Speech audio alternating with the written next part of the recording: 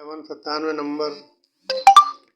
बिस्मिल्लाहिर्रहमानिर्रहीम। हदीस नंबर 97 बुखारी शरीफ। रसूलुल्लाह सल्लल्लाहु अलैहि वसल्लम ने फरमाया कि 3 शख्स हैं जिनके लिए दुगना अजर है। एक वो जो अहले किताब से हो और अपने नबी पर और मोहम्मद सल्लल्लाहु अलैहि वसल्लम पर ईमान लाए, और दूसरे वो ग़ुलाम जो अपने आका अल्लाह दोनों का हक़ अदा करे, और तीसरे वो आदमी जिसके पास कोई लौंडी हो जिससे शबबाशी करता है और उसे तरबियत दे तो अच्छी तरबियत दे, तालीम दे तो उम्दा तालीम दे, फिर उसे आज़ाद करके उससे निकाह कर ले तो उसके लिए दुगना अजर है। आमिर ने सालेह बिन हयान से कहा कि हमने ये हदीस तुम्हें बग़ैर उजरत के सुना दी है, वरना इससे कम हदीस के लिए मदीना तक का सफ़र किया जाता था। अल्लाह ताला हम सबको इस हदीस को समझने की तौफीक अता फरमाए। इसमें हिदायत की है कि किस तरह से आदमी इन सूरत हाल में फ़ैसले कर सकता है। अल्लाह ताला समझने की तौफीक अता फरमाए, आमीन। हदीस नंबर 98 नंबर।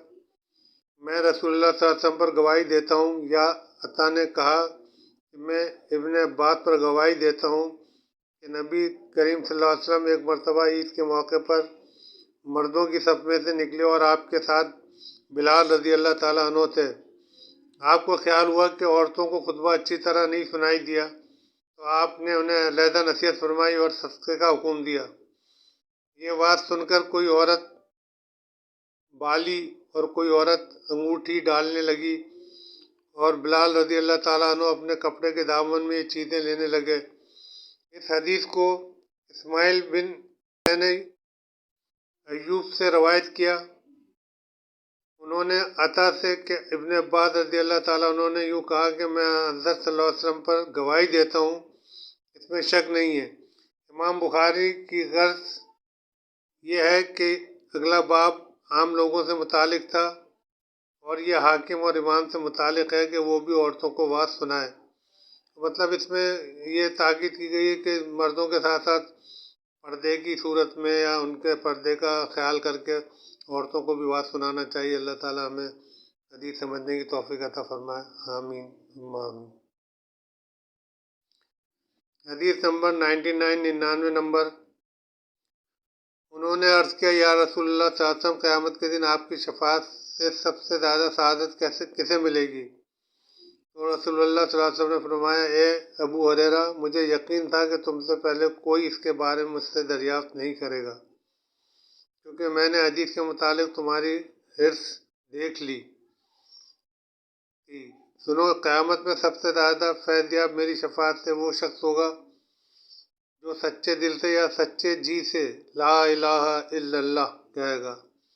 मतलब इससे बिल्कुल वाज़ेह और साफ बता दिया कि जो शख्स बिल्कुल यकीन के साथ, बहुत ही जज्बात के साथ, बहुत ही जज्बे के साथ ला इलाहा इल्लल्लाह कहेगा, तो वो आपकी शफ़ाअत के लिए सबसे ज़्यादा मुस्तहक़ होगा।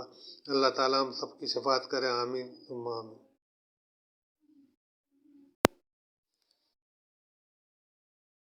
हदीस नंबर 100 नंबर। आप सल्लल्लाहु अलैहि वसल्लम फरमाते थे कि अल्लाह इल्म को इस तरह नहीं उठा लेगा कि उसको बंदों से छीन ले, बल्कि वो पुख्ताकार उलमा को मौत देकर इल्म को उठाएगा। हत्ता कि जब कोई आलिम बाकी नहीं रहेगा तो लोग जाहिलों को सरदार बना लेंगे, उनसे सवालात किए जाएंगे और वो बग़ैर इल्म के जवाब देंगे, इसलिए खुद भी गुमराह होंगे और लोगों को भी गुमराह करेंगे। फरबरी ने कहा कि हमसे अब्बास ने बयान किया, हमसे फतमयबा ने कहा, हमसे जरीर ने, उन्होंने हशाम से मानन इस हदीस के। अल्लाह ताला हम सबको इस हदीस को समझने की तौफीक अता फरमाए। मतलब इसमें ये बताया कि इल्म के बारे में कि जो बताया जाता है कि इल्म उठा लिया जाएगा, तो मकसद ये है कि जो बड़े जय्यत किस्म के उलमा हो गए, जिनको इल्म के ऊपर बड़ी कमांड होगी, बड़ी दस्तरस होगी, उनको उठा लिया जाएगा। उसके बाद जो कम इल्म लोग होंगे वो सरदार बन जाएंगे, वो आलिम बन जाएंगे, और उसकी वजह से जो है वो माशरे के अंदर जो है जाहिलों की बहुतात हो जाएगी, गुमराही फैलने लगेगी। अल्लाह ताला हम सब पर रहम करे और इस हदीस को समझने की तौफीक अता फरमाए, आमीन।